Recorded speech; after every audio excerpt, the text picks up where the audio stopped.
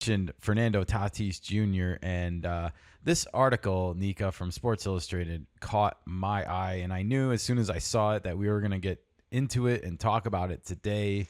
The headline alone, Padres manager mad about Fernando Tatis questions. This was written by Aaron Coloma for Sports Illustrated. And the caption on the picture reads, San Diego, California. San Diego Padres outfielder Fernando Tatis Jr. is congratulated by Manny Machado after hitting a solo home run during the first inning against the Miami Marlins at Petco Park. Ooh. So Fernando hit his 13th home run on Tuesday night, and it was a big one, actually, because the Padres fell down 6-0 in the first inning against the Fish.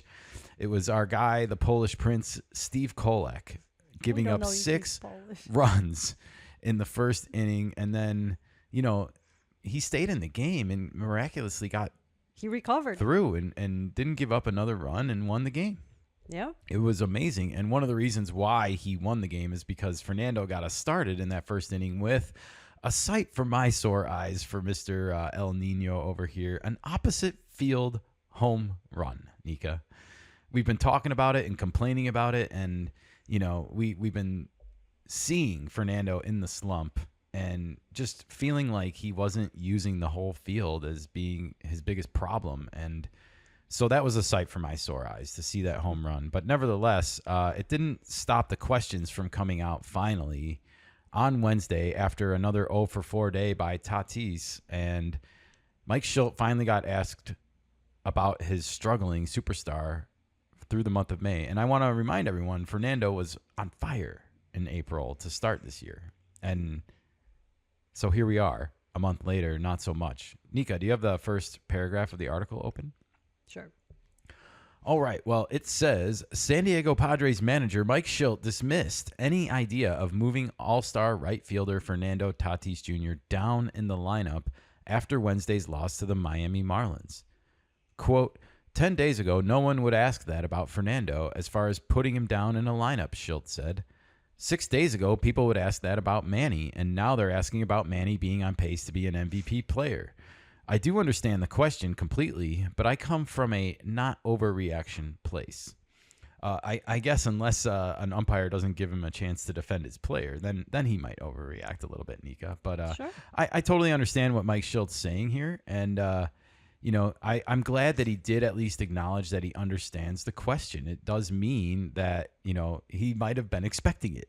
At sooner or later, the guy is slumping, as we're about to see here. Let's flip to the next one. It says, after sparking Tuesday's 6-run comeback in the bottom of the first inning with a leadoff home run, he followed it up Wednesday with an 0 for 4 performance.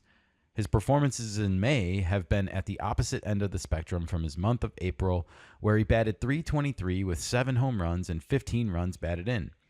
This month, he's batting just .188, though he still has the power factor, and he has slugged 5 home runs. Ouch. Despite Tatis's relatively slow month, third baseman Manny Machado and designated hitter Gavin Sheets have overperformed and helped their team break out of a vicious cold streak. Machado has 3 home runs in his last 6 games, as well as a 6-game hit streak, while Sheets has 8 home runs and 22 runs batted in this month while batting .287. Hey, great job, man. Mm-hmm. Thanks for carrying the load a little bit.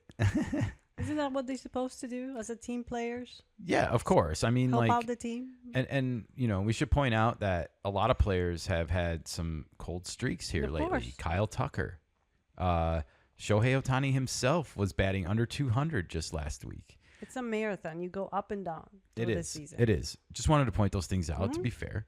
But as you continue to the next slide, it says Sheets has especially shown up over the last several games, crushing 5 home runs since May 22nd and nearly matching a season total from the last 2 seasons, 10, in May alone. His .509 slugging percentage this season would be the highest he's ever posted in a season if his numbers remain the same. The Padres have now won 2 consecutive series after the Seattle Mariners and Toronto Blue Jays swept them back-to-back. Ooh, that was ugly.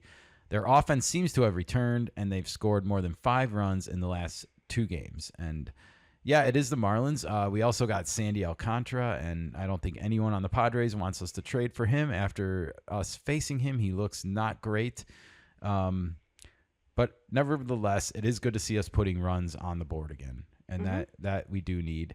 Their wins are clawing them back into the race for first place in the NL West as they sit just 2 games behind the Los Angeles Dodgers. And part of that is because they played a couple more games than us as well. So we'll see what happens this weekend if the Dodgers, as I predict, drop a couple games to the Yankees, because I think the Yankees might have vengeance on their mind. I think so too. Let's see if we can come out and, it's never easy to sweep a team. And we already swept the Pirates at their place, so they're going to be mad about that. They're coming in riding high because of their win streak in Arizona. So we better be careful. But if we take care of business here, and we can find ourselves in first place to start June, and that would be making baseball establishment minds. Damn sure.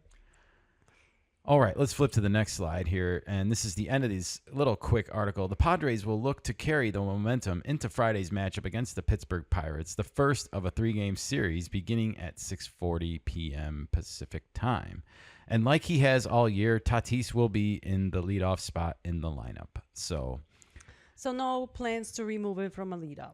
No plans to remove him from the leadoff as of now, but I go back to Mike Schultz saying that he at least respects the question. It must mean that, as a team, they're talking internally. They talk about this stuff all the time, and it kind of backs up what they always say. They say they talk all the time, but you never know if that's true or not. The one thing that I think is missing from this whole conversation, and I wish somebody in the media would have the guts to actually ask Schilt about this, is Fernando Tatis Jr.'s mechanics and how he has started the year in April ditching a previously used leg kick when he went to bat. And somehow our guy, Luis Analytics, caught this on Twitter, and he found out that on April 30th, this changed. And I really wish, because everyone on Twitter can see that this is happening. Everyone on Twitter is talking about the fact that Tatis brought the leg kick back, and ever since he's done that, he has struggled. Why can't we ask the manager on the team about it? If everybody and their mother knows about it on X and on social media, why is it such a big secret? Why is no one in the media capable of asking about this? I have not seen anyone ask Mike Schultz specifically about these mechanics. And it's a little bit like, do your job. You know what I mean? Like, at least go that extra mile. Like, don't just ask about dropping him in the order. Like, ask what you're doing to fix him. And when we can all clearly see that he's changed something. That's a great point. Let's take a look at this. I want to look at this video here. I just screen grabbed a little bit of this so we can see. And here's Luis Analyst in April. Let me know when the video is playing. There's no audio in here. I slowed it down so you guys can see it, but he's clearly not lifting his leg when he swings. And I paused it here. You can see 323 batting average, 390 on base, 982 OPS, walking 10% of the time, striking out 17.5, pretty good numbers. Hard hit, barrel percentage, everything is high here. And then since April 30th, he started using his leg kick. Nika, can you click to the next video, please? Here it is. We see it in real time, and here it is again in slow motion. Look at how high it is. I paused it right there for you guys to see that high leg kick. And as you can see, everything is down since this mechanical leg kick has come back. 259 batting average. When did he start doing the kick, like specifically? Was that the beginning of May? It says, he literally says in the previous tweet, since April 30th, he's been using the leg kick, and it's obvious. So this is now a month. It's May 30th today as we record this. Maybe he just does 1 month with, one without, and see what works better. Yeah. Well, obviously not the kick. Again, this is obvious now when you see it, right? And like, if you pay any bit of attention to this. So again, why is the media not asking a specific question about the mechanics? Like, I feel like we can all see it. Like, we see it. We've been talking about this for a minute. This isn't something new. This has been known on the social media for a few weeks. We've been. You can see this tweet was posted May 17th. I've only grabbed it and talked about it now because it's still not a topic in the mainstream media. It's not a topic in the Padres media. It's a topic on social media. And that's wrong. It needs to be a topic everywhere because, you know, a big deal was made about all the work Fernando did with his father in the offseason and the great start he was having to the season in April. And, you know, he was getting praise on Sunday Night Baseball, on ESPN podcasts, on MLB Network, Mark DeRosa. Everyone was giving him praises. And then, like, he reverts back to his old habits and starts hitting like garbage. And it's like, I understand change can be uncomfortable more than anybody. I'm a saxophone player, and when I was a kid, one of my teachers tried to fix my hands and fix my fingers, and I had such a hard time with it. I didn't like it, you know? Of course, you're not used to it. It's And a new thing. You know, he forced me to stay with it, keep with it, and eventually I had a breakthrough where I didn't have to think about it anymore. And I feel like someone needs to talk to this young man. He's 26. He's still a young man, and get him to exercise some discipline as he's entering the prime of his career. Like, these are the changes and the adaptations that he needs to stick with in order to unlock all the potential and all the level ups and all the skill tree and all those video game analogies, Nika. Like, we saw him in the anime trailer, you know, with all the elements working for him. And if he wants to be that player IRL in real life, he needs to commit to these changes and stick with them. You know, that's how I feel about it. But I'm encouraged by the opposite field home run, even though he followed it up with an 0 for 4. Let's hope the day off. He DH'd on Wednesday. Then they had a day off on Thursday. It's not pretty, folks. The Padres are about to play 26 games in 27 days starting tonight. All right. We got some work to do, Nika. I noticed. Let's check Fernando's stats here. For the season, they're not bad. As you can see, 273, 13 homers, 28 RBIs. The RBIs are down. The Padres, bottom of the order, does not do much as far as getting on base goes. So it's not terribly unexpected with the RBIs. But as you can see, the OPS, which was just flying high in the high 900s in touching 1,000 throughout April, is dropped way low to 843. And like, I think for Fernando to be the MVP player that we all know he can be, that OPS number needs to be at like 950 consistently. And that's just the hard truth of the matter. You know, it's not to knock him in any way. Let's take a look here at the next slide. This is the last slide here for Fernando. This just shows you how bad it's been over now the last 30 games.